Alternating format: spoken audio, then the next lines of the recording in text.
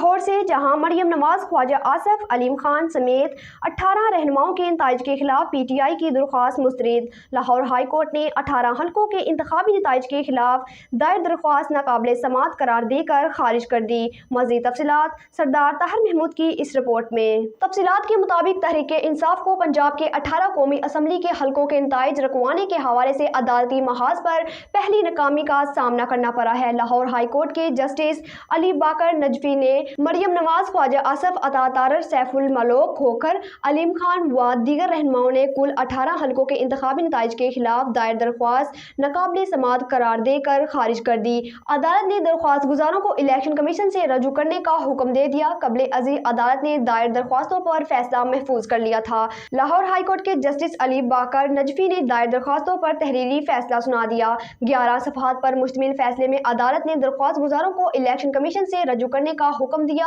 عدالت نے قرار دیا کہ درخواست گزاری کی موجودگی یا غیر حاضری میں جاری کیے گئے انتخابات نتائج بارے فیصلہ الیکشن کمیشن ہی کرے گا۔ عدالت کے روبرو درخواست گزاروں نے دائر الگ الگ درخواستوں میں ریٹرننگ افسران، الیکشن کمیشن اور مخالف امیدواروں کو فریق بنایا تھا اور موقف اختیار کیا گیا کہ ریٹرننگ افسران کی مبینہ ملی بھگت سے فارم 47 میں رد و بدل کیا گیا۔ عدالت فارم 45 کے مطابق نتائج جاری کرنے کا حکم دے۔ عدالت الیکشن کمیشن کو حتمی نتیجہ جاری کرنے سے روکنے کا حکم دے۔ عدالت حلقہ نتیجہ کا لدم قرار دے۔ تاہم اب عدالت نے درخواست مسترد کر دی ہے۔